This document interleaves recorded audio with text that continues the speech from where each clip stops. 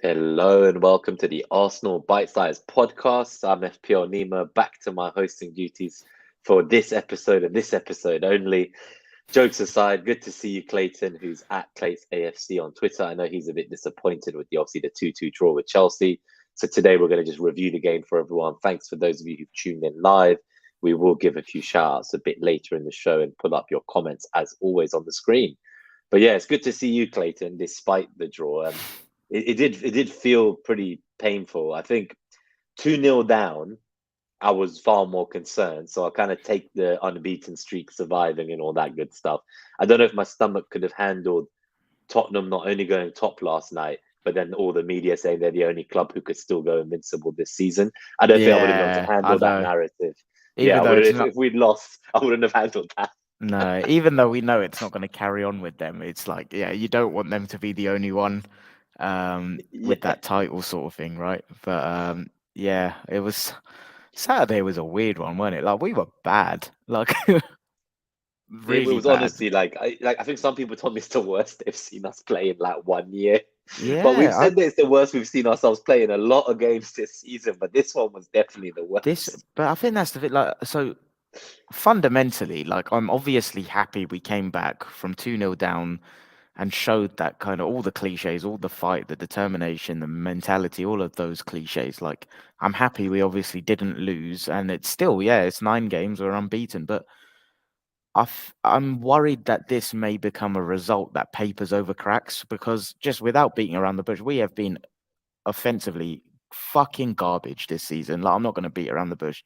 If you look at all of the key underlying metrics for attacking stats, we're a mid-table team on that, and you can see it with the eyes, with the eye test. It's like the fluidity's off, and I know. The thing is, do you remember I said this earlier in the season? Like I was slightly concerned, and then I tried to pull myself into the camp of it's fine. We're going for this level of control, and we'll be purring in February and March. And like I never really got on board with that, but it's like I tried to convince myself of that because everyone else whose opinions I value were saying the same thing. So it's like I kind of just started listening to I other felt people's. like that. I was like, we're trying to be less chaotic. We don't want to, you know, be 2-0 up and then it's like 2-2 or like trying to win last minute against Bournemouth last season. Like we want less of those games, we said.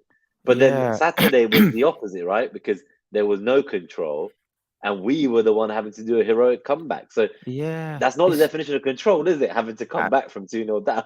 and also just this whole like we've touched on it earlier as well, like this kind of narrative of control as well. It's like you can have control and still create chances. We've got control and we're not creating chances. Like I don't know where this comfort blanket has come from with Arsenal fans in terms of everything's fine, it will all click. Like I've not seen anything to suggest it will click. And granted, I know Saka, Martinelli, Jesus before this game had only played 27 minutes and stuff, but it feels like a deeper structural thing. And like maybe I'm being reactionary, but the reason I'm confident I'm not is because this is a feeling I've had bubbling for a while.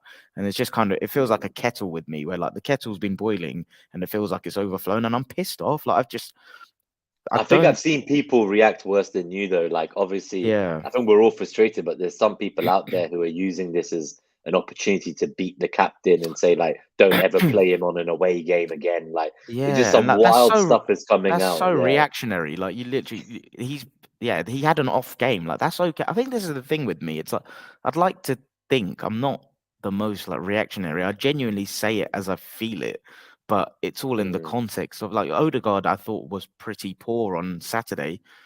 I hope he's one of the first names on the team sheet tonight against Sevilla. I hope he's one of the You want first him to on. have the chance to, like, go and, Oh, it's like, just no. It's not even just have a chance. get He's back not done into. anything wrong. Like he's a human being. He's had an Well, off people were game. Like calling for Smith Rowe to start instead of him because he's been taking yeah. a few shots he's not scored, right? And my question was like, Smith Rowe's last goal was about what 2 years ago. Um, Yeah, so when you look at it with that in mind, you're thinking people are really asking to drop our captain, who matched the record for most ever goals, non-penalty goals from a midfielder in the Prem ever in a season. He yeah, matched it and just last I season, know, and here we are with short memory saying he doesn't do it in big games. He's not good enough. He needs to be dropped. He's lazy. Like, why do we pile into our players so much? I Like, know. even with Zinchenko, I've seen it. People are Yeah, now saying like, oh my God, like Zinchenko should never play for the club again. Give the position to Tomiyasu. Fuck Zinchenko, he's a liability. Like so quickly people turn it. Why is it always Arsenal players can't just fucking like the depth and the players we have? Why do we always have to criticize one of us players in order to praise the other? Why can't you praise Tomiyasu and Smith Rowe without shitting on Odegaard and Zinchenko? Like, just why? I don't get it. I saw it as well on. Excuse me, I don't know what's up with my throat. I saw it on Saturday. Like, obviously, I was in the away end, and when Raya makes the mistake, and some fans started singing Aaron Ramsdale, it's like, fuck off. Like, I was very critical of Raya on Saturday when I was in the away end and stuff, but like, there's being critical, and then there's just not being like.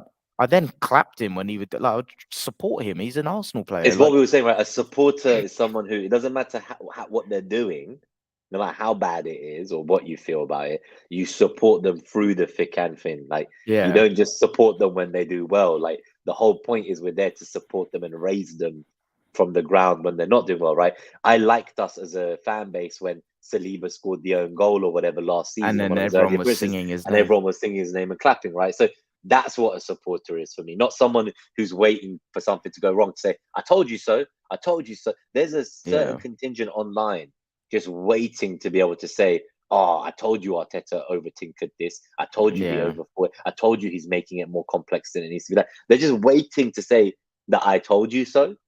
And I don't think that's healthy. Like, if you're there as a fan, just sitting there week in, week out, hoping for something to go wrong or for us to capitulate. That's why I hate Arsenal Fan TV, because that's how they built their fucking name. Now, that's why I will never, ever interact with anyone from them. Obviously, we know they've changed, and like when we're playing so well, like how much can you hate on the club? But ultimately, at the beginning, as you say, what kind of blew up amongst rival fans was rival fans were watching that and sending me the videos. It wasn't even Gooners watching it, for fuck's sake. So that was painful. But I think all in all, there were some positives. I think obviously when we saw the subs come on, I do feel that we looked a different team when Trossard came, when Havertz came. You know, these guys made a difference. Tomiyasu, you know, I didn't know he could do what he does. Like, seeing him actually play in midfield and do the inverted role, I didn't know he had it in him. Now I understand why we weren't so reluctant to let Tierney go. He did it last year. I know, but it's just, I feel like he's just like much better. So for me, I think it's the confidence thing we spoke about. Right. So he's been going away in the international breaks. There's been 2 of them now. He's been doing stellar games and playing at centre back for Japan. Like, I just feel like, you remember there was an interview where, like, after he kind of came back from his injuries and wasn't the first choice anymore, I guess he kind of lost some confidence. Yeah. So I just feel like, he was doing the same thing, but the confidence wasn't there. Whereas now I feel like he's back to himself. Yeah, he's the Tomiyasu we remember. He looks happy to play football again. And before, I felt like, you know, there was the misplaced pass against City last season, stuff like that. Like, that stuff, that was because of nerves, I think. Whereas now I think he's got the confidence back. He's got that assurance. I'm so happy to see it. But yeah, you're right, though. It's like, why can we not appreciate that Zinchenko has very good qualities and limitations, and Tomiyasu has very good qualities and limitations, and let's just use them as a pair to maximize what we need? It's like, do you see Man City fans ever complain when their back 4 gets rotated to shit every week? Like, you know, like, Diaz got dropped for the start of the last game, and they were like, he's just not played well for a few games. Fuck it, that's fine. It's time for someone else. Like, Stones is back from injury. Let's give him a few games. It's like, oh, you know, Akanji's been fantastic for a year. Fuck it, let's just bench him. Oh, Aki's been our best player. Oh, no, fuck it, let's bench him too. Yeah. They don't give a shit. There's no sense in it. Rico Lewis comes in and out. Like, Walker's there. Like, they don't complain. Do you see City fans crying about why is Doku starting instead of this guy or Grealish? They're just happy they've got lots of great players. That's how we should be thinking. Yeah, I think the difference is, though, because they've shown the rotation over a longer period of time, right? So, like, whoever comes in, it's rare they drop below a 7 out of 10. Whereas with us, you do still see the level drop. So that is true. I think that's probably why. But yeah, it's just where was your head at with Saturday then? So, like, where were you? So I think my main thing I would say is, obviously, I did think that Partey not getting any minutes in a game that called out for him was a little bit odd. I do wonder if there's a lot of games about to come up, so maybe he's being managed for that. Equally, I do feel that if you start with him in that game, we have a pretty good chance to go and get the win. So, you know, I don't feel too hard done by, because part of me looks at that, and I know you need to be able to win games without relying on officials and their decisions. But I look at that game and I think, they were just on the VAR review a few weeks ago saying that Onana clattering the Wolves player should have been a penalty and they made a mistake in VAR. Fast forward a few weeks later, you got Jesus getting clattered in the head by their goalkeeper who's nowhere near the ball and doesn't get looked at. The post-game commentary, they don't even look at it because they don't want to draw attention to it. I just feel like at this stage, like, I don't know what these guys are doing. They're just incompetent. Like, and then even the handball, like, okay, under the current laws, it is a handball.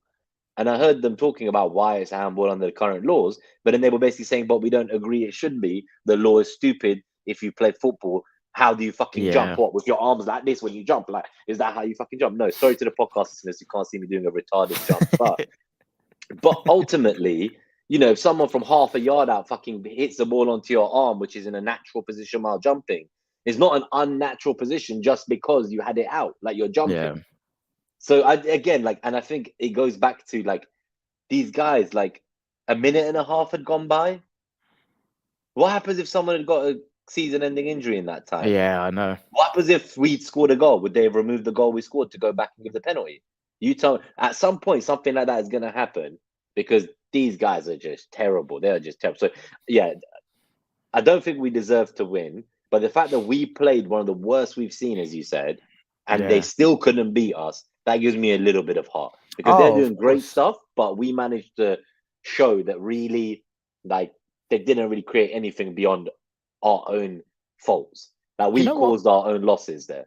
My biggest frustration, do you know what it is? The league is there for the taking. I genuinely think if we click an attack, I think we can go and win this league. And that's why I think I'm so angry, because I feel like defensively, like, we conceded a penalty and a bloody missed hit cross. Like, we're not conceding high quality chances. We are defensively I think the one we've conceded 8 goals and only Man City have conceded less goals this season. Right. So like, we're not doing badly by any means. All the underlying metrics, they're fine. And it's like, defensively, we've really gone up a gear, but it's come at the cost of some of the attacking fluidity. Like, you look at one thing, do you know what I might do if I have some time? I want to go back at last year and actually do like a deep dive on like positional, average positions, and just look at some of the offensive stats. Because all I've heard is not everyone, a lot of people are saying Arsenal are a better team this season than last. I don't agree with that. I think we've got better defensively. I think overall as a team, I think we're worse so far this year, in my opinion.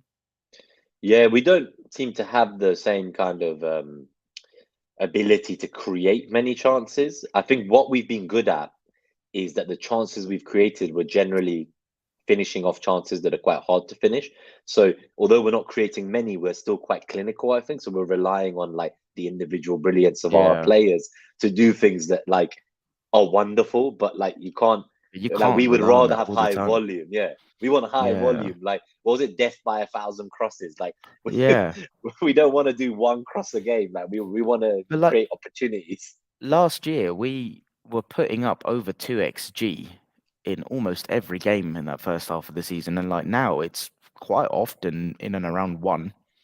Yeah, I wouldn't be surprised if it's like 0.5 and stuff half of them. Yeah, it's a concern. Like, and I think I'm being completely honest. Anyone that is like not concerned with what they've seen offensively, I think is living under a rock. I think everything that is encouraging us going forward is what we saw last season. This season, I've not seen anything to suggest we're that like things it's will almost click. like we're surviving off the I guess the energy and optimism that last season gave us and just assuming it will be fine this season.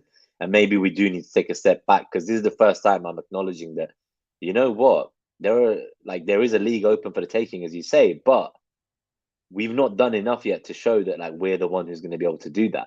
Yeah, and we need to see that change quickly. And this is what the reason I have faith that it will change is because of the faith in the manager, the quality of the players we've got. I think Timber is one where I know he's a defender, but I feel like he and Havertz and Rice were signed as a trio in terms of how they would have operated. That's painful that we've not been able to do that, right? Yeah, and it is one that I think will change, but I think it's something that like I said, I really hope this result doesn't paper over the cracks, because it's a change that needs to happen immediately. Like and even structurally, this is a narrative and subjective point of view more than a statistical, factual point of view. So I need to go and check if it backs up and adds up. But I just feel like positionally, too much in the midfield has changed. For me, the objectives going into the summer to improve on last season were very simple. Upgrade Granit Xhaka's position in the first 11 and increase the quality of the floor of the squad so that we don't have 12 or 13 competent players. We've got 15, 16. And I feel like we've gone and restructured a bit too much. I don't like Thomas Partey, I think, has become one of the most underrated players in our squad. I think Declan Rice is absolutely phenomenal and stuff, but just the option to play them both. yeah, That's but like something you would want to see more. Partey's ability to take the ball in the tightest areas, like back to goal. No, sorry, facing his own goal, spin, progress it into Odegaard quickly. Like, I think people have gone way over the top on this whole Arsenal were chaos last year. I think that was in a handful of games, and even like the Villa one is one that comes to mind for everyone. Partey didn't play that game from memory. I think it was Jorginho. Like I need to check that out. But yeah, because there was a few games at the end where Jorginho was starting, wasn't there? Before Partey came back. I just think the first 19 games of last season, when everyone was fit, we had one of the best teams in the world. Like metrics wise, you literally cannot argue it. And this is what I think. All we had to do was upgrade Granit Xhaka and upgrade the layers. Plan A was fine. I think personally it's been overblown that we needed to change and become this defensive juggernaut. I think we needed to improve defensively, but not at the cost that it's come to the attacking fluidity. I don't think it needed to be swung this much. And like, of course, I get it when people say it's about conserving energy and hitting the ground running in February, March, but you can do that and still win by creating chances without having to go full hell for leather. So I've been pissed off so far. Something has to change offensively because the run rate we're going at, we won't win the league or challenge the way we're playing offensively. No way, in my mind. Yeah, well, hopefully tonight it might be like the seasons of Unai Emery when we used to like the midweek games more than the Premier League games. Maybe tonight we can make up for what happened in the last Champions League tie. Thank God the other two teams drew in the group, so that did us a big favor. We're beating them big points. It's going to be tough tonight, though. I think I think it'll be another like ugly sort of game where they kind of close you down, like into your legs, snap your ankles. Sevilla just had a really good match from what I'd read against Real Madrid over the weekend as well.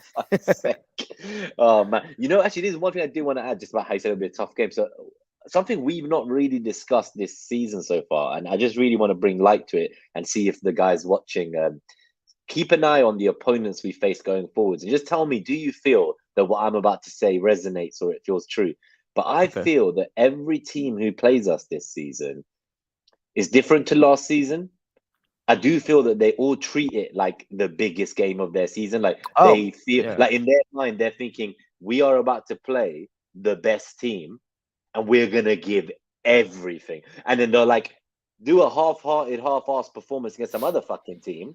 But when it's us, whoever they are, whether it's Chelsea, Chelsea had won one game at home in the last 11 in the league. They drawn 5, lost 5, won 1. The fucking points were there for the taking. We disaster class, but they had their best performance of the season, right? And then you look at all of our opponents. I genuinely feel that they all just suddenly turn up and they're hungry to get a result against Arsenal because of the last year and what we've done and how far we've come. They almost see us as like a target on the board. It's like we want to catch up to Arsenal and surpass them. If we beat them, that's how we start showing that we can do it. So I just honestly feel there's a massive target on our back. Everyone, we're like their cup final game this season, every opponent. And the teams in Europe, they're salivating to play us too. We're playing like rotated 11s.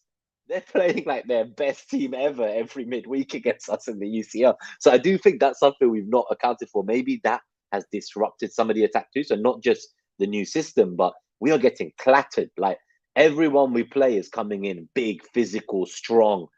And the only positive to wrap it up is we look bigger than our opponents man to man on average.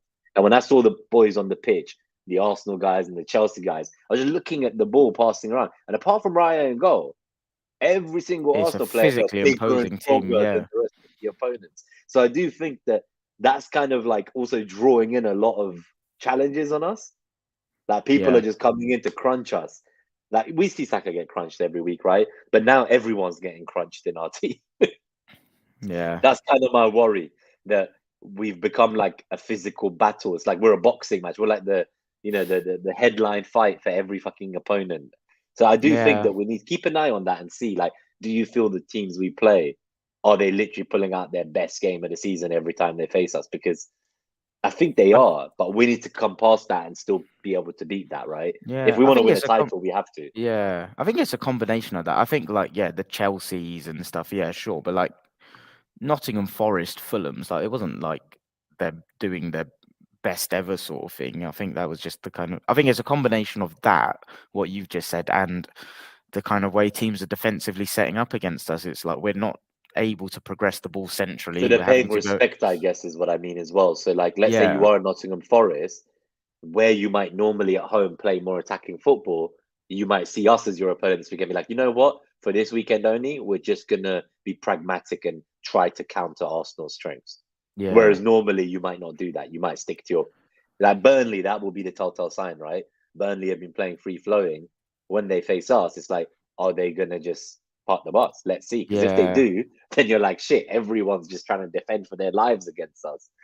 Yeah, and it's an interesting one because City, who I'd say stylistically is where we're trying to head towards being most similar. Like I say about our underlying offensive metrics, they're hardly pulling up any trees with theirs. So That's true. it's an interesting one with like the context of your own team. I think with me, it's hard to stomach because of what I've seen us do offensively before. And it's interesting, like you look at Arteta's quotes over the years, like on one hand, he was talking about 300,000 passes which we're heading towards. On the other, he said 100 goals a season. We are not fucking hitting anywhere near 100 goals. Yeah, 100 goals. Last season was the most goals we've ever scored in a Prem season with 88, right? Yeah, and like I do think 100's unrealistic, but it was clearly like more That's what the he kind wants of to get to, yeah. underlying psychology of like he just wants goals Goals from from everywhere, every yeah. position, every player, like Whereas everyone right now, contributing. I look at it as like where are the goals coming from? And I think the key problem for me, I really think it's teams are really good at stifling the central areas. And I don't think our distances have been spot on with each other. Like I look at Odegaard and Saka's partnership, and I think Odegaard's a little bit too far from him. And I know it's because of the nature of Rice and where he then needs to occupy. But this is why I want to statistically kind of back it up and look at average positions and stuff. I just don't really have the time, but I'm going to try and make Well, the let time me to look quickly into do a all of that. few shout outs in the Yeah, chat, and we and then can let's also go look through at it. the data and stuff. But so we've got Mike Halpin. Hola, Mike. Good to see All right, you, Uncle buddy. Mike. Bungle as well. Good to see All you, right, mate. buddy. Who's this new host from Mike? Mike says it's the worst he's ever seen us play in a long time. Seem to always struggle post international break. We do, yeah. They want a bite-size FPL league update next show. I think Bungle might be top five. I can Um, do that now. If you carry on with the yeah, shout out, yeah, I'll yeah, have a look. exactly. Why not? Yeah, I was going to say we might as well do that now. Well, is Um, Bungle top? Is that why he said it? I think that's what Mike thought, but I think Bungle's fifth. But still, it'd be good to know who are the top five. I'm keen to know now. Yeah, so Bungle says while you're pulling that up, the balance is not quite there. We're tilted towards the other end of the spectrum defensively and attacking wise. We flipped. Um, yeah, so he says that we're a notch on the bedpost this season for a lot of teams. Minus 17 goal difference, Sheffield United next week. Watch them come like prime time at the carpet. This is what I mean. So, like, now that I've said this, just watch how Sheffield play, yeah? And look how they frustrate us. It's a game you go into, 17 goal difference. You're thinking, yeah, this is like a 3-4-0 in the park. It might happen if the floodgates open early, but they might I not don't let that know. See, happen.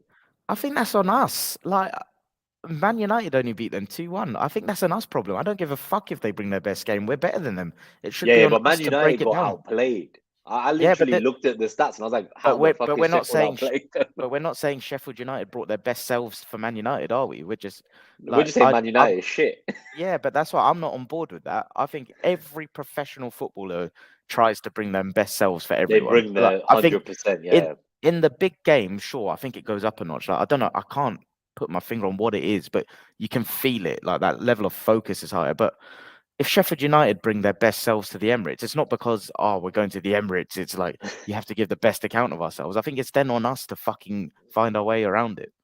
Yeah, we got to go and take them out. Good to see you as well, Hassan. Just in time for Hey, the mate. shout outs. So yeah, so why don't you do the mini league update and then we'll go Yeah. through So the lineup. I've not heard from him in a while, but it's long-time listener Glenn Herriot who's leading the table, Oh wow, 620 points. But yeah, I'll drop him a message after. I've not heard from him in a while. I know he used to it's listen quite a lot six last season. hundred and twenty. Yeah, where would that put Let me him? just have a And look. Jesus Christ, in because second is someone that does listen still regularly, Pontus Johansson. He's in second with nice, 615 points. In third, we've got Heidi Mahatomi. In fourth is Angus McPhail. nice. And in fifth is Steve R. And just I having think a that's scroll through. Bungle, right?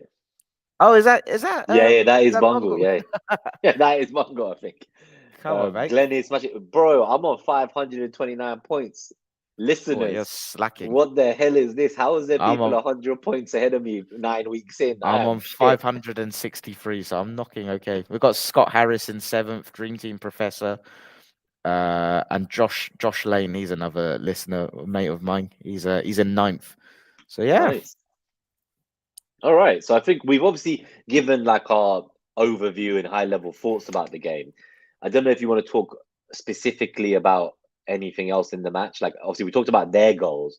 Maybe we want to talk about our goals briefly, and then maybe we want to touch on just like what we thought about some of the players we've not spoken about. So Rice, I think, deserves a mention. That's definitely something to worth discussing about. So White obviously got his new beach blonde hair. I think that's just worth a quick mention as well. And yeah, I think we discussed about kind of that we don't need to shit on the players we have because someone yeah, else looks good when they sub on. So I think we've already kind of said that, yeah, like you might think Zinchenko is a defensive liability, but it's say we should never play him again and always play Tomiyasu.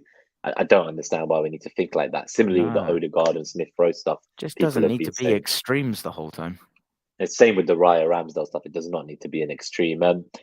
I guess I would love to just start with Rice because that goal, that was that is the furthest distance an Arsenal player scored a goal from since records began in the Premier League. I've seen that. Yeah, Yeah, since they kept the records in 2006.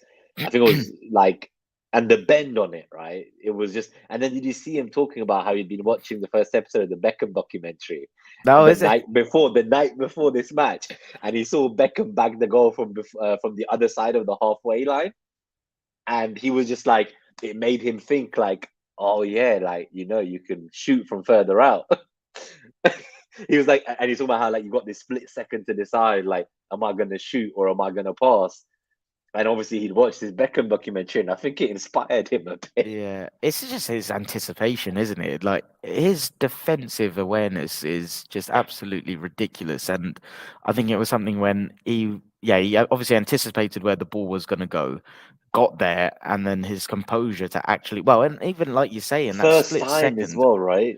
yeah, in that split second to actually go and do that, I think he's absolutely How many ridiculous. And players take that chance from there? Like strikers yeah, wouldn't it take was that like chance. banging the corner as well. Like the fact that it was inside of the post, it was absolutely Inside of ridiculous. the post, swerving around the defender, then swerving back to the outside post. I honestly don't know what to say. Like, I I love know. the kid. Every week he does something that makes me love him more. Like, have you heard his price tag mentioned since game week one? No, not No, at all. It's but not a that's so single telling. person has brought it up. This was and one thing that annoyed me about the selection. This is purely hindsight because actually no, it's not. When I saw the team come out, I was surprised by the Jorginho thing, but the way I read it is clearly Partey's not fully fit, and he, yeah, I think pushing Rice. Rice is someone that left day I feel absolutely fine and comfortable with. But it depends on the type of game. In a game like this, I want him central. I want him being the core, and then you kind of Mm. build the layers around him.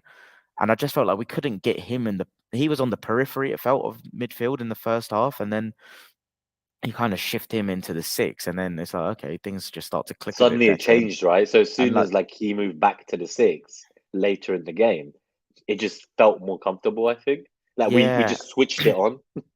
yeah, exactly. And that's the thing. Jorginho was just something that like I don't know. I didn't feel like he was adding any value to this game, to be honest. But it's clear to me that well, I feel like Partey wasn't fit because otherwise he would have been playing. Yeah, I But I couldn't am surprised understand with, that he got no minutes. So did he maybe pick up a knock in Ghana? Because they were or saying they're like just like you said about the schedule coming up. You just there's just like so many games. Partey's probably going to play against Sevilla tonight. Yeah, they're probably thinking, you know what, like we need him to survive. Like he needs to remain robust. Like there's still one more international break to go. Um, this always pisses me off that there's 3 international breaks when the season starts every 3 weeks, like every 4 weeks. It's just so painful, man. But Yeah. with Party, hopefully we see him start tonight, as you say. We said we want to see. It's probably going to be a generally full strength team. I guess once we finish chatting about Chelsea shortly, we can even give like a maybe a shot at our predicted scoreline and lineup for Yeah, tonight. sure.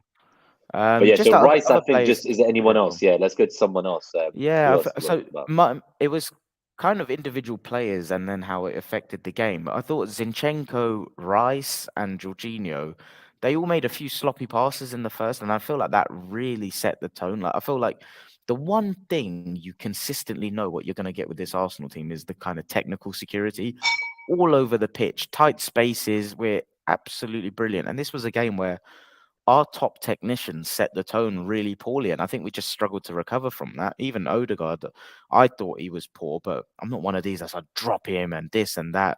But it's okay to say like he had a poor game. I thought Zinchenko was quite sloppy and then didn't help himself with the yellow card, and it's just I feel like this season we are really. I'm trying to think how to articulate my thoughts because I've got it very clearly in my head. I feel like last season, everyone that had the ball had like 3 options on where they could progress it from. And it feels like this season, they get the ball and it's like they're not aware of what their next option is before it comes to them.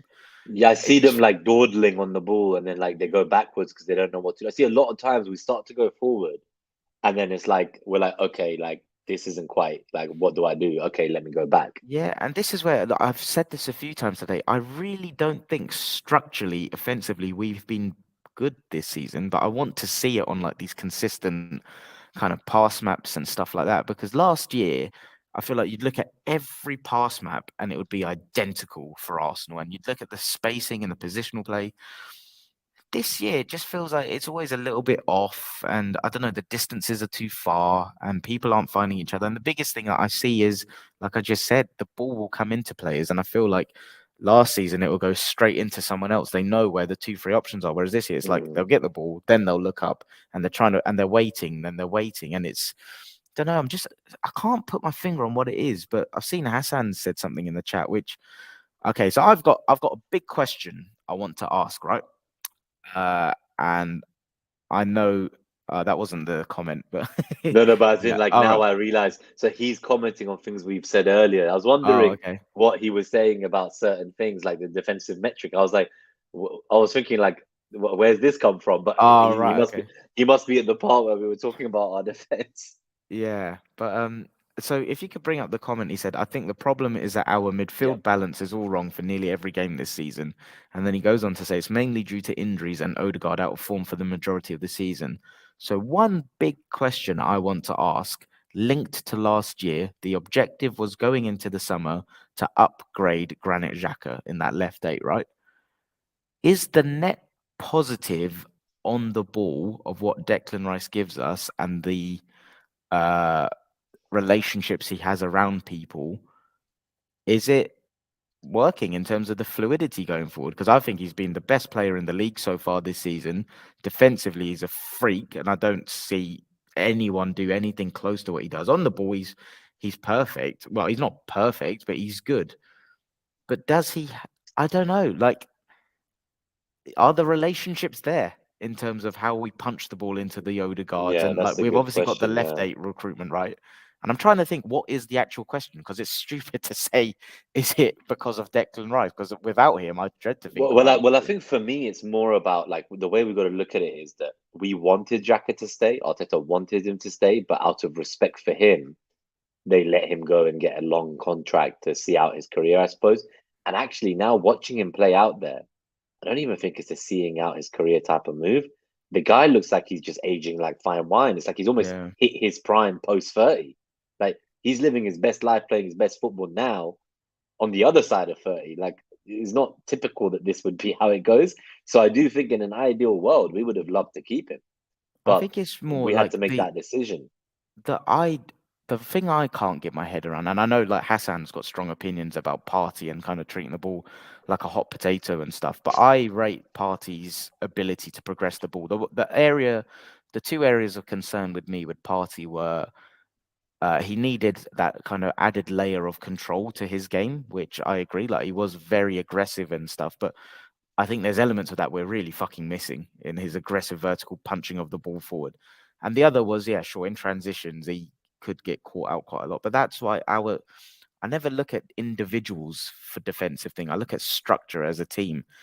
And I don't think Thomas Partey was a problem that we needed to upgrade in the 11. And I really think we're missing his ability. So for me, and that's why it's like, okay, if you play Partey and Rice together, you're changing the midfield balance because I don't think Rice I is a feel you natural lose a left. lot going forwards when Rice is Rice not a isn't in the natural six. left eight per se. I know he played in the left of a double pivot at West Ham and he gravitates towards the left when he plays, but he's not it's But angles, but, right? but could you argue then that it's what you were saying? So if we go all the way back to the signings being linked together, so Timber, Havertz, and Rice. That's exactly where.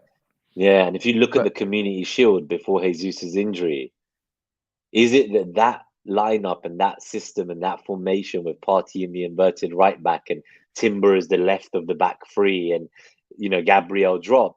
Is it that was what we were I trying? That think was like the blueprint of what we were going to go with. I You were going think to so, have and Partey and Rice as almost like a a midfield double two. pivot.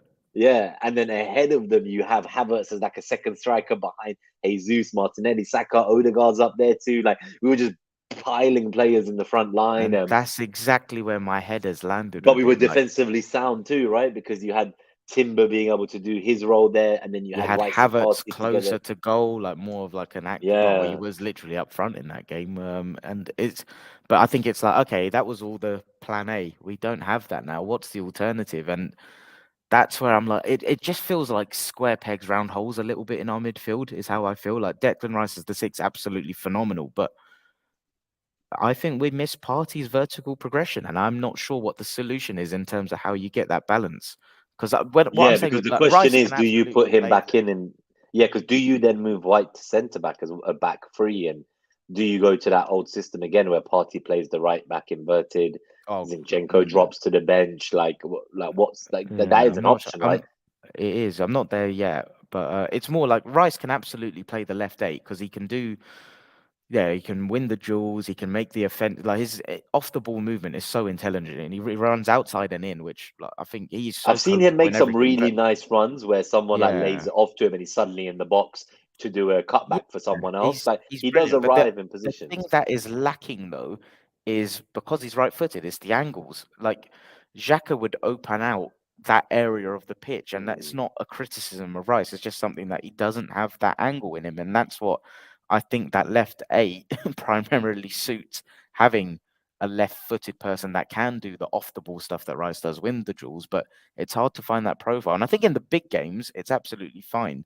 But this was a big game where we needed him being the fulcrum of everything. He needed to be the guy mopping up, dictating the play, and it's long story short. What Hassan's comment was, I agree. I think the problem has been the midfield balance has been off all season, and you can see what the strategy was with the signings, but now it feels like square pegs, round holes sort of vibe, and I'm concerned, man. As you can tell, I'm very concerned. Hopefully we can obviously just have a good couple of games now. We've got Sheffield on the weekend, we've got Sevilla tonight. Then we go into Newcastle away. So I think that will be another big test again. So I think tonight and the Newcastle game are both two big tests of this team's strength and ability to bounce back. Ultimately, I'd like to see Partey play a bit more now. I hear very conflicting things about him. So just weeks ago, I was hearing that we were trying to offer him a contract extension. He's part of the plans. Then I hear that he wants to leave as soon as possible, even as early as January. I don't know what to believe. Mm. Yeah, that's the other thing that kind of concerns me about the whole party situation is I don't understand. Like, why is there such opposing leaks out there? Like, how can he both be in the midst of signing a contract extension and trying to leave as soon as possible, including January? Like, how do Yeah, those it's two things even make sense? Like, so which one is it, or is it somewhere in the middle? Like, I don't get it. no. Like, is that why we've signed the replacement? We just thought we would have sold Party if enough came in last summer, but he stayed because enough didn't come in, including from Saudi. So then we thought, well, we've typically had single points of failure, and when one of our players in the key positions out, say Saliba or Party, we're kind of stuck. So why don't we just let Rice kind of play with Party for 1 year before he leaves or something? I don't know if Yeah, maybe that's what it is. Like, so you're kind of, I know what you're saying about it wasn't like a position we maybe needed to go and completely upgrade, but maybe it's just that like he is going to go a lot sooner than we think. Maybe he's gone in yeah, January. possibly. But I think if that's the case, we're short attribute wise in midfield, and yeah, Hmm. I'd love to see the stats on like ball progression and all of that, because I just feel like anyone with their eyes can just see we are not fluid right now. We haven't been consistently all season going forward. Hmm. It's very labored in the way we're moving the ball. It looks like we don't know where we're going with our next move quite a lot. Last year, all of those, you could play Arsenal blind. Like Arsenal players could be blind last year, and you would know exactly where the ball's going, the zip, the movement, the overloads in all areas of the pitch.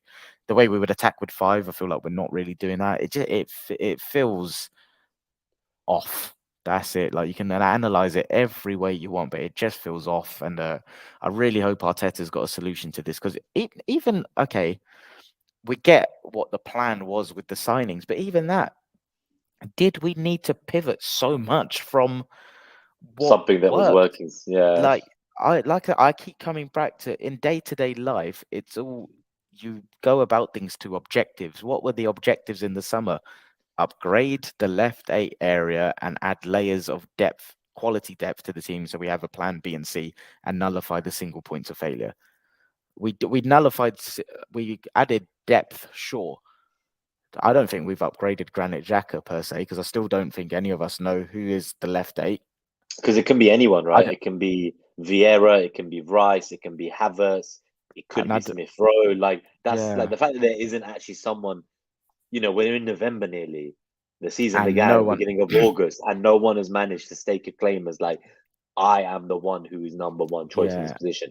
and I feel like we've None of them just have been pivoted, convincing. yeah, and I then feel like we've just pivoted stylistically quite a lot from where we were last season. And yeah, I get the, I know I'm repeating myself. I get the kind of, we want more defensive control and stuff, but I feel like that's been over indexed so much. Like Mm. defensively, we were good last season. We had moments We where were it was still good, yeah. uncomfortable, but we were still good, and there was room for improvement, but not to the level where we needed to completely restructure the whole team, in my opinion. Any thoughts on, I guess, just before we go to the data, I just want to see if there's any other players. Obviously, it was a lovely assist from Saka, the knockdown from Havertz as well. So I think something I've noticed is obviously Havertz is involved in both this goal as kind of the hockey assist and having the ability to kind of be there and receive the long ball and knock it down onto Saka's path, pulling players towards him. I think he definitely add something like in that attack, and I would like to see him further up the pitch. So He I do needs to be wonder if we closer might to see goal. more of that. Yeah. Yeah, So I'm keen to see that. he is not a link play player in the middle third. Like, no way. And I've said this all season long. His off the ball movement is not urgent or proactive enough in that middle third. He is Mm. not the guy that, like Declan Rice, Granit Xhaka, spots the area, runs into to unselfishly create space for others. It's just not his game. Put him closer to goal, make the areas he needs to occupy smaller, and I think you get the best out of him. And he gives us that directness. Like, I don't understand. Like, that's one thing with Arteta. I fucking love Arteta, you know how much, but that game was crying out for kind of Havertz to be in there and close to goal. And Yeah. look at how it turned out when he was out there. I thought he was And absolutely he was phenomenal. also involved in the goal against Man City, right? Pardon? He was also involved in the knockdown in the Yeah, goal for Man City, right? So it's like exactly. Yeah. you can see, like in these clutch moments, he's been there and helped, but he's not maybe quite giving us everything he could. He's a second striker, centre forward. He is not a You midfield want him eight. to operate there, yeah. You want him Yeah, to operate he in is that not. zone. There's nothing that shows me he's a midfield eight. No way, not for me.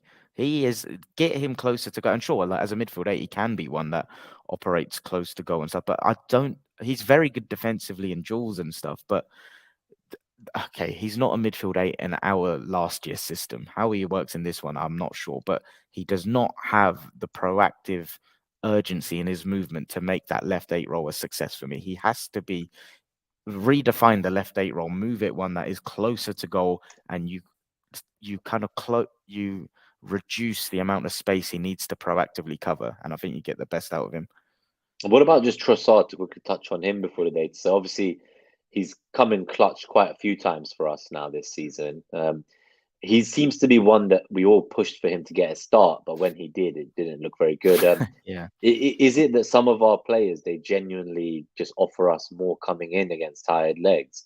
Is there something in that? Like, is it that they have become finishers? I think we were calling them from what Clive Yeah, always mate. says. Is it that that's what Arteta sees some of these players as? Like, he's like, look, like, I'm sorry, bro. Like, you can be one of my first subs in, but like, whenever I start you, it's like, what's going on?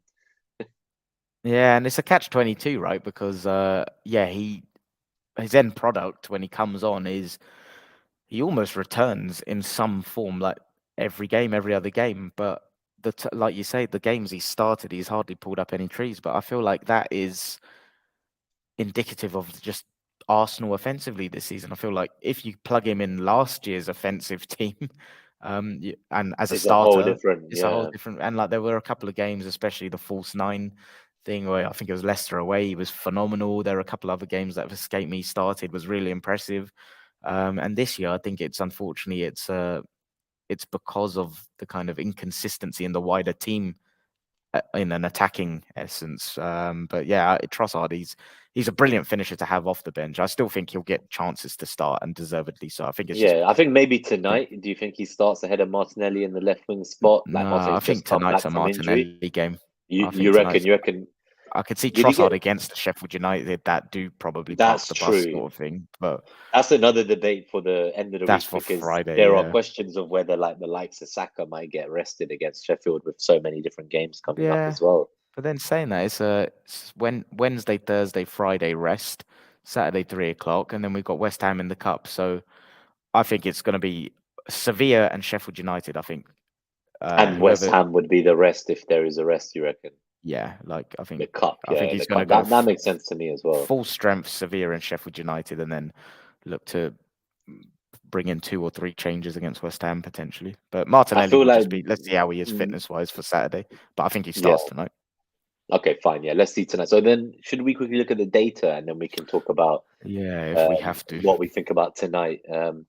Obviously, there wasn't really much in our favor in the data apart from the threat, but I think the threat is because of the game state. Like once they scored, they kind of just sat around and didn't really do much apart from a cross that accidentally went in. But salt aside, the XG for Chelsea was 1.86, 0.81 for Arsenal. The expected threat was 0.9 for Chelsea to 1.59 for Arsenal. 44% possession for Chelsea to 56% possession for Arsenal. Field tilt 35% to 65% to Arsenal. And then defensive action height 37 and 53 for Arsenal. So on the kind of graphics, I guess the visuals, the main thing you can see is Chelsea in the blue line and Arsenal in the red line. If you're on podcast, I do recommend checking this at 48 minutes in.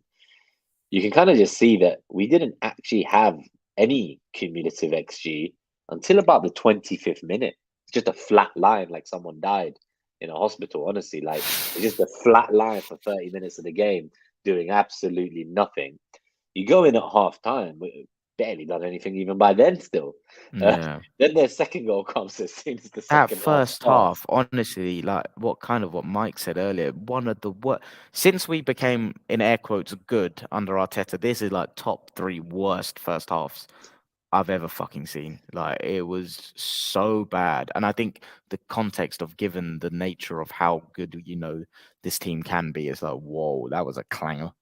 To see that gap between how we know what they can do versus what they actually did on the day, it was pretty shocking stuff. Obviously, once they scored the second goal, it was quite painful because we were just starting to gain the momentum. You could see like the Yeah, cumulative expected threat we'd slowly been building Well, up we towards the kept. end of that first I half. know it was only 3 minutes after halftime as well, but you could tell we came out with like a different intention. Like we just looked different, and then it was like bang, 3 minutes after halftime, goal. And it's like, well, yeah, it's like at that point, it felt like, can we even come back from this? It's So like this is looking bad. before our second goal, before our first goal, when Sanchez played the ball out and Rice anticipated and scored, I had no feeling that we were going to create chances to get back into this game. I genuinely felt like I think we've lost. And I have not had that feeling about this Arsenal team for a long time. And I think that's quite telling. Every game we've gone down, I've been bullish on we're going to come back. This game, I Apart didn't from feel it. here, yeah. And I think that's so telling. No, I agree. It was only once we got gifted that through the mistake, as you say, then it felt like, okay, like we've got the one goal back. Like the boys know it's time to turn it on. Like you got to go now. Like do not lose here. Like do not do this. Just you can't let this happen to you. Yeah. So thank God we managed to get a draw out of it. But this is why I don't want this heroic coming back and getting a point to rescue to become paper over the cracks. Because look at that flat line, like that is shocking. That is so bad. That's not I don't Arsenal. think we'd had a shot on target for a while. I can't remember when our first shot on target came in the game, but when they kept flashing up the shots on target, I remember looking at it thinking, allow it. Like, how are we going to score if we've not actually had a shot on their goal yet? Like, how? I was like, Yeah. what the fuck is going on? It was bad, man. It was bad. On that note, should we just go past the data because it's that bad and No, talk about just tonight? Or do you want to say a few more bits about how no. bad You're we you're were in right. that first To half? be honest, I feel like we've kind of covered everything. I think it was just more. You look at the XG that they got, and yeah, a lot of it was the penalty. Like Yeah, they like 0.7, I think, or 0.7 something is like a penalty, right? So that's yeah. that's a big portion of it. Yeah, and then you kind of look at they had a huge flat line between their first and second, and then there was a big jump after the second, which my mind's gone blank on what the chance was. Uh, excuse me, but yeah, it was more. I think Chelsea defensively in this game, structurally, I thought they set up well. I thought, like I said earlier, I think they stopped us playing in central areas, and they made the game ugly, and they kind of forced us to kind of go into isolated areas well. But this whole thing, like they deserved to win and they were the much better team. I'm not fully on I board with didn't that. see shit from them either. Yeah, so I'll be No, frank. Like it was their best game of the season, sure, but we played our worst game of the season and they still couldn't get the yeah, points. like do you know the amount of times that the ball went back to Sanchez or Colwell and then they just lump it straight back to Saliba? I was like, these are fucking awful. And then that's why, That's what was the uh, most painful part about not beating them, I think. Knowing that like the narrative was Arsenal aren't creating much. But the chances they created predominantly were given and gifted by us. Like yeah, they didn't create shit of their own accord. no, same feeling, same feeling. But So that was the the one most thing frustrating part. yeah, it was more like defensively. I thought in their structure, I thought they set up Oh no, well and they defensively they were fantastic, but attacking yeah. wise, I mean, sorry, yeah. Yeah, and that's why, but like I came out of the game and I heard and saw all these narratives like how phenomenal they were and this and like we should have been well beat. I was like, what? I wasn't on board. Absolutely no I way, thought yeah. a draw was the correct outcome, and I think had we gone more direct earlier, I think we fucking annihilate them. Honestly, I think they were there I, for the taking. That's I why I I'm think pissed if off. we got a penalty for Jesus getting clattered by their goalkeeper, then we win. But Yeah. that's we'll wait for apology FC. Can you tell Hopefully. I've not even brought it up because I'm that far Yeah, checked because it's out with just it. It's that's like what it's I mean. Like pointless. in my mind, it's like this pointless. Like we said at the beginning, we don't want to have to rely on officials' decisions to win these games. But But when when it's not going each your way, you week is need it. look, why is it, yeah, that every single week you hear about some kind of decision that was controversial that maybe didn't go our way, right? Every fucking week. How many times do you hear it about Man City in a season? 2, 3 times? Normally Yeah. it's shit that went in their favor against their opponents that you're hearing about. It's never, oh yeah, like City were hard done by. There was that Man United goal by Rashford, they were hard done by, sure. Can't remember many more. So it just Yeah. really pisses me off as well, the lack of consistency in officiating and like how one decision, like they've literally gone on a VAR review and said Onana clattering the Wolves player in goal, Yeah, I and it was a know. penalty. They said they The f- made a mistake. the flip side of this, and being devil's advocate, is if we're a good enough offensive team, we don't care. Like, Exactly. Yeah, exactly. But it's just like I just don't understand. Like, if they've said they made a mistake, do they not learn within the same season to not repeat the mistake in yeah, their decision? literally. Like what is all I'm getting at is what is No, no, the no. I wasn't accountability? Yeah, like say in 100%. any other job in the world, if you don't, do what you need to do and you make mistakes all the time, you don't just get dropped for one weekend, full pay, and then you're back the following weekend. Like at some point, it's like, dude, like what the fuck? Like you have responsibilities and certain standards you need to maintain.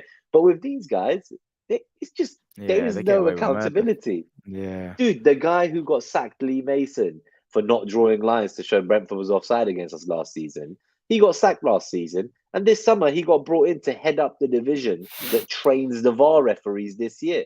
So It's the guy who shock. got sacked for not drawing a line when he was a VAR for an offside He that got was promotion. offside, he then come in and he's getting promoted 2 months after his sacking to like train new VAR assistants. And I'm like, this is just the root of the problem. You can see it's all the way to the core. Yeah. It's just a shitty association. But anyway, um, we shouldn't need to rely on them, as you say. We did this to ourselves. We gifted the first goal at least, and potentially the second too. So we're accountable for those. We need to do better. We need to come back, and I hope that starts tonight. So I guess, what are your Yeah. thoughts about tonight then? Yeah, like who do you think is going to start? We think it's going to be a very strong 11, right? I think so. Yeah, I think he's literally going to go with whatever the strongest that is fit and available is. To be honest, should we move the slide on Yeah, to? yeah. I guess the next one is just like the kind of Q&A live chat stuff. So I'll just put Bungle's message about Chelsea up before we just move to Seville, because he's just saying from minute one last season away at the Bridge, I knew we were winning that game to nil. Did not Yeah, have that feeling this time round. yeah, and just to add to that, what I already said, even last season, there are a few times we went down, and I had no doubt in my mind we were coming back to equalize and win. Even though I know we equalized, I didn't have a feeling that was going to happen, and I think it was a Mm, bit fortunate that the first goal was kind of gifted to us to then give us that lifeline. But anyway, hopefully, all you can ask is we learn from this, right? And yeah, it clicks offensively, because I'm not on board with this thing of we can wait till February and start going into gear then. Like, you cannot play this way offensively until February and think you're going to be challenging on all fronts. No absolutely not. fucking Yeah, way. I'm not no, on no board with that. way. No. So So what? So I guess with the fact that we've got Sheffield in the weekend and we've got West Ham in the cup midweek, then we have Newcastle away the following weekend. mm, This is really it is a busy time. It is a crunch time, as they say. Do you feel that for tonight? So I'm thinking, I do think Party will start. Hopefully, yeah, I think Tomiyasu deserves a start tonight. I don't know what your thoughts are on that. Away from home against Seville, I think he's done enough in the times he's come on, and like he's played in whatever position he's been asked. He created the goal in the other game. He was the guy, obviously jumped up and passed the ball with the knockdown to Havertz. So I just feel like he deserves a start. I don't know whether I think it's so as well. like at centre back or left back or I where, think but he's going to get it as well. I think he'll start tonight. I look at the Sevilla game, and like Sevilla are not doing great in the league. I think they're like 13th or something, but they have an ability to make a one-off game very uncomfortable, and in transitions and stuff as well. Um, it's something that I think suits Tomiyasu away from home at a tough place like that. And I think Zinchenko's attributes would be more suited to like maybe the home game, where we will get on the ball more and need to unlock channels and corridors and stuff. So I think Tomiyasu will. Should we just go through lineups? yeah. Go on, Yeah. man. So we got. I guess the reason I didn't start there is because the first name is the goalkeeper, We and didn't as even Mike touch on him, says, did we? Okay, just yeah. quickly. Oh, sorry. Yeah, read out Mike's But comment. Go Bazin, on. so Mike's was saying Ramsdale to start the next three. So there's a lot I of think talk of Raya Ramsdale starts coming tonight. back in tonight, but do you think Raya will start still? So yeah, we didn't even touch on Raya. What did you think of him? I definitely think that it's interesting because the same people who said like, "Oh, be patient, give Havertz enough games," they're now the ones not wanting to give Raya time and be patient with him and give him enough games. So I just find that a little bit telling. I just want to put that out there. Like Yeah. I saw that there was a few people who were on the let's give Havertz loads of time, be patient, don't judge him train. But then, Raya makes a couple mistakes where he looks a bit nervy, and it's like, Ramsdale's a real oh my fan God, he needs to favorite, be isn't dropped. Yeah, it's he? because he's English as well, right? I don't think if the media wouldn't have made such a big deal about this if it was any other club and it wasn't an English incumbent being replaced. That's my view. Yeah. I think Yeah, because no, he's I agree. English, he just got into the England team And as well. Like, he's a good character, he's a sort good of. lad. We've seen his interviews when he signed the extension. He seems like he gets it, what it is to be an Arsenal player. That we feel like he's one of us, right? Like he's a fan favorite, as you say. Yeah. Raya's come in, and it's what you were saying about how much better are we? Like, have we like significantly upgraded the position? Like we're saying about the 6 or the 8. And this is why I don't think Yeah, we it's have. tough And to know. like, Yeah, I don't think we have. I've been someone that has been probably one of Ramsdale's harsher critics, and I don't think it has been a substantial upgrade. I think Raya's ability to like slow the game down, and I think his distribution is better, but I'm not sure about his kind of mental side of the game. I'm really not sure about that yet. I do like his. I know he got lobbed, right, but I think people are going way OTT on that as well. Like that's, I think, a Yeah, yeah. freak thing that the net gain of him being positioned like that is we Like put regain it the this ball way: and opponents aren't going to do that. Yeah, yeah, we but the start on the net gain front, of but that people is are going to do that against us. Like it's a yeah, one-off. exactly. But the net gain of it is crosses come in and he's in an aggressive position where we start attacks quicker. Like Yeah, people because he get claims ready the to cross, right? Yeah. exactly. So So we praise but him for claiming loads of crosses, but then when he's standing in the position he needs to be to claim said cross, suddenly because of a fluke goal, it's like this huge error, Uh, right? and don't get me wrong, like this is once I've calmed down. Like on Saturday, I was Yeah, fucking fuming. Like you should not be conceding like that. It's just no more way. applying kind of context to it. And then he obviously tried a stupid pass from the back that wasn't on, and I think that's like nervousness that crept into his game. But if we're keeping Arteta accountable on how he's judging outfield players, Ramsdale deserves to have a chance back in the team because Raya has not shown that there's a big enough gap and he's taken the shirt. So I think Ramsdale will start against Sheffield United. But Ramsdale will be there knocking on the gaffer's door, right? Like, surely he'd be like watching these games and thinking, "Yo, like, so well, when am I playing again? Like, if Of this is based course, on yeah. merit, like, I just when do think I get my chance?" I don't think it will be Sevilla away. I think Sevilla away, like Lens, is ironically right. I made a mistake in that game as well, but it's a game where you need someone that can take the sting out of the game and just slow it down when you need to, because those kind of hostile crowds are a thing. And I think Sheffield United is a game where we don't need a Raya. We need probably a Ramsdale who is looking to progress it and punch it quicker. Raya's not a keeper we need against a Sheffield United. We don't need to ever be slowing the ball down against them. So I think So, do you Ramsdale think we may might see like Ramsdale in like the weekend and then the cup as well? But then you can't really then possibly. That's throw thinking way Raya in too far. Cole. But then you can't throw in Raya Cole against Newcastle. I know you're saying thinking too far ahead, But but then we have Newcastle 4 away is games in like a 10 days. Ramsdale game as well. It's But this is like what I mean. So we have 4 games in 10 days. So if you want to get Ramsdale prepped for that Newcastle game, he needs to start by the Sheffield game latest because he yeah, can't be starting against West Ham and Newcastle. Maybe Raya could do the first 2, Ramsdale as the next 2. I don't know. It's tough, right? But yeah. it's Either tough to way, know. I think I Raya think gets Ramsdale tonight in should my opinion. start tonight, but you Okay. might be right. I think he should start. What do you think he'll do then? I just feel like at some point Ramsdale deserves a game in the He Champions League does. that he helped us to get into. So I'm Yeah. going to say Ramsdale because I honestly Okay. feel that like he got us here, man. Like he almost got Yeah. us a title. Like he was good enough to almost win a title and before Saliba's injury. Yeah, so I'm going to go with Ramsdale. But I think the rest of the back line is I would go with the whole White, Saliba, Gabriel, but with Tomiyasu. So rather than Zinchenko, I think. I don't know if you would agree with that back four. Sorry, I was just laughing at Uncle Oh, yeah, I Mike's see question Mike's. that came in the chat. That's an inside joke that he's trying to bait me out on on air. I will explain to you off air. Yeah, let me know. I was thinking to myself, is he talking about players or is he talking about something else? Is some kind of it's kind of like a Yeah. metaphor, maybe. Yeah, it is. What Yeah. did So, you so, say? so, the, so I think the goalkeeper you're saying Raya, I'm saying maybe Ramsdale. I think Yep. the back four we probably agree with White, Saliba, Gabriel, and maybe Tomiyasu instead I of think it'll be that. Yep. Zinchenko. So in the midfield, what do you feel? I'm thinking Partey's in there. So does Same. Rice sit out or does he play? Is it I like think it'll be Partey, Rice, Party Rice, Odegaard? Odegaard, yeah. Okay, And so Partey, Rice, Odegaard. then I think it'll be the front three of Saka, Jesus, Martinelli. Sounds about right. So in there, that's if the goalkeeper stays, if Raya stays, that's one change, right? It's just Zinchenko out for Tomiyasu. So it's like Yeah. he's going full strength, and But we then need it's to one of win. those I could also equally see a midfield three of Rice, Havertz, Odegaard in this game as well.